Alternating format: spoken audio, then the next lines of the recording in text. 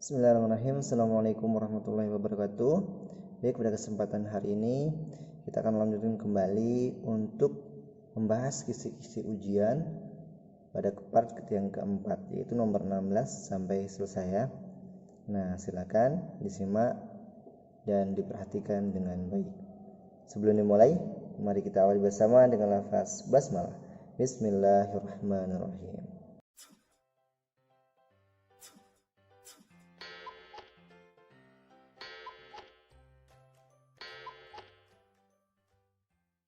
Suatu persamaan kuadrat memiliki syarat yang harus terpenuhi sehingga pernyataan tersebut bisa dinyatakan sebagai persamaan kuadrat.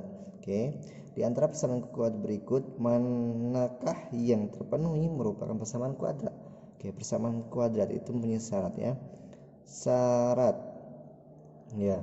Kita harus tahu dulu seperti apa persamaan kuadrat. Kita tuliskan bentuk umumnya ax kuadrat ditambah bx ditambah c sama dengan 0 ya. Itu bentuk umum persamaan kuadrat. Oke ya. Nah, yang pertama, persamaan kuadrat itu harus mempunyai pangkat ya. Pangkatnya itu 2. Itu yang pertama ya. Punyai, kita bisa tuliskan pangkat tertinggi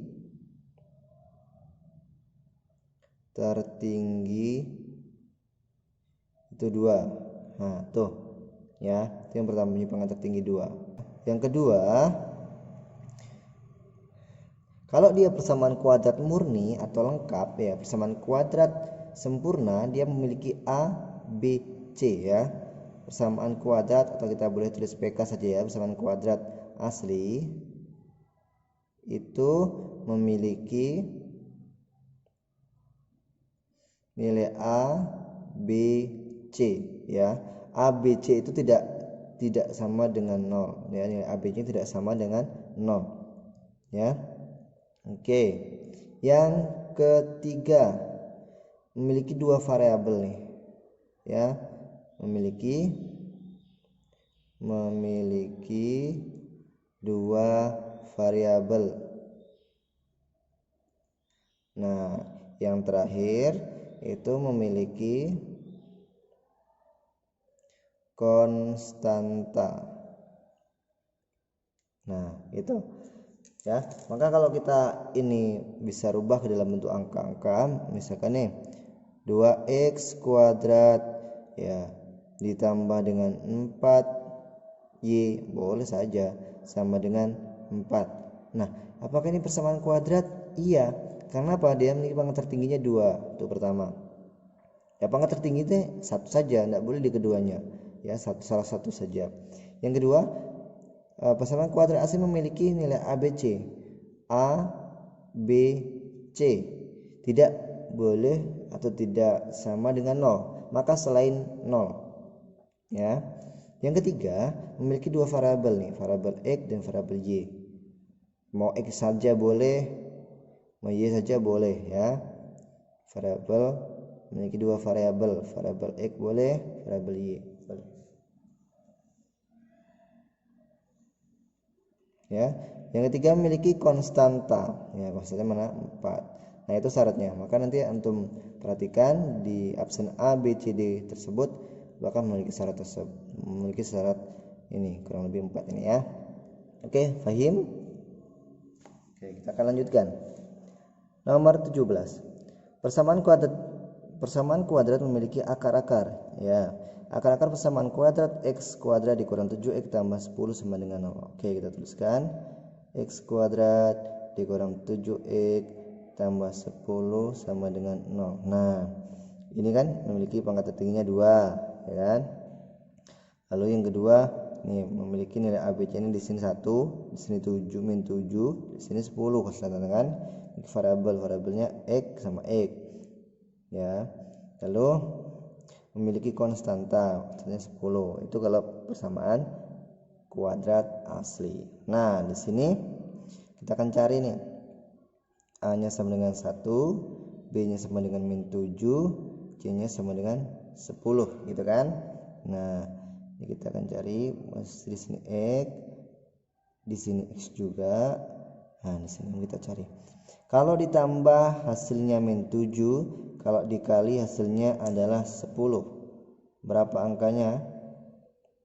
Nah, berapa? Ya kita cari perkalian. Nah, ada 2 dikali 5 itu 10 kan? Dan 1 dikali 10 itu 10 juga.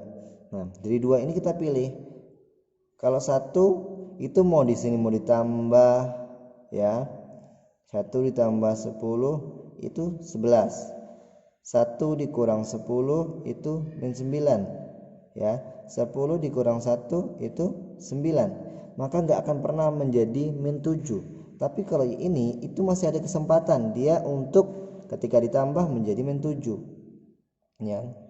Kita tambah misalkan min 2 ditambah min 5.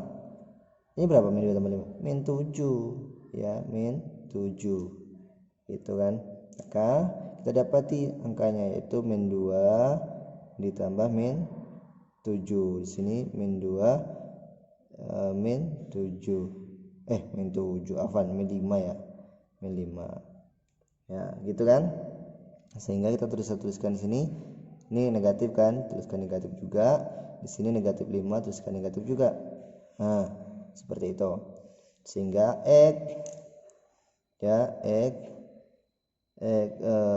dikurang 2 sama dengan 0, maka X sama dengan 2. Atau X dikurang 5 sama dengan 0, X sama dengan 5. Nah, maka hasilnya adalah ini boleh dikatakan X1, ini boleh dikatakan X2, gitu kan? Maka hasilnya X1 sama 2, X2 sama dengan 5. Maka akar-akarnya 1 dan 5 gitu. Fahim. Oke, berikutnya nomor 18. Akar persamaan. Nah, ini juga suruh mencari akar, tapi ini memiliki perbedaan ya. Ini antum harus kalikan dulu. Ini kalikan ke sini menghasilkan X kuadrat. Lalu 2 dikalikan dengan 4 dikalikan dengan X. Ini tambah ya, karena di sini tambah. 2 dikali 4 8. 8-nya positif, dikali X 8X gitu kan. Ini cara cepatnya ya. Lalu 4 dipangkatkan itu menjadi 16 sama dengan dikurang 100 sama dengan 0. Nah, ini menjadi seperti ini. Nah, ini baru bisa kita kurangkan yang sama nih. Yang sama yang punya konstanta ada 2 dikurangkan. X kuadrat ditambah 8X. Nah, 16 dikurang 100 itu negatif 84 sama dengan 0. Nah, ya. Ini. Nah, berikutnya kita akan cari di sini X2 ditambah 8X dikurang 84 sama dengan 0. A-nya adalah 1, B-nya 8, C-nya sama dengan min 84.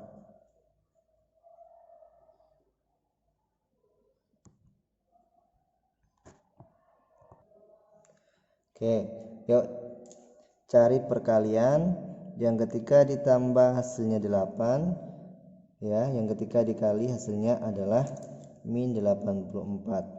Nah, kalau di yang C-nya itu min, maka di salah satu di sini pasti ada negatifnya, ya. Di salah satu itu ada negatifnya, gitu kan? Oke, sudah dapat kira-kira? Nah, gitu. Tuliskan X dulu di sini. Nah, berapa? Langsung saja kita cari. Ada 7 ya. 7 dikali 12 ya. 12 dikali 7. 7 kali 2 itu adalah 4. 7 kali 1 7. 1 84. Nah, kira-kira bisa enggak diletakkan di sini? Apakah kalau 12 dikurang 7 itu hasilnya 8? Tidak. Nah, berarti ini enggak bisa dipakai. Dia betul hasilnya 84 kalau perkaliannya, tapi kalau dijumlahkan bagaimanapun tidak akan menghasilkan 8 ya. Ini 12 kali 7 itu 84, tetapi penjumlahannya tidak tidak menghasilkan 8, maka kita ganti dengan berapa? Bisa kita ganti dengan 14. Coba 14 dengan 6 ya, itu kan 24. Nah ini juga 84 ya kan. Nah ini bisa nih ya, sehingga kita kepilih, sehingga ketika ditambah hasilnya adalah positif 8, maka yang besar itu positif, yang kecil negatif. Gitu kan. Gimana nulisnya? Apakah di depan atau di belakang? Terserah. Kita tuliskan ini negatifnya di depan, lalu ditambah 14 gini ya. Ini juga sama, 6 ditambah dikali 14, hasilnya adalah 84. Nah, letakkan di sini, ini negatif kan? Letakkan di sini negatif. Ini satunya positif kan? Maka letakkan di sini positif juga. Nah, ini kalau dikalikan -6 dikali 14 itu adalah -84. Tapi kalau dijumlahkan itu hasilnya 8. Karena apa? 14 dikurangi dengan 6 artinya kan. Maka hasilnya positif 8. Atau nih -6 ditambah 14. Sama, dia adalah positif 8 karena dia punya hutang 6 lalu dikasih 14, maka uangnya sisa 8.000. Kalau sisa itu artinya positif gitu kan. Oke, sehingga X dikurang 6 sama dengan 0, X sama dengan 6. Nah, atau di sini kita lanjutkan, ini X1 ya, X2 nya tambah 14 sama dengan 0, X2 sama dengan -14. Oke, X1 nya 6, X2 nya -14. Oke, lanjut.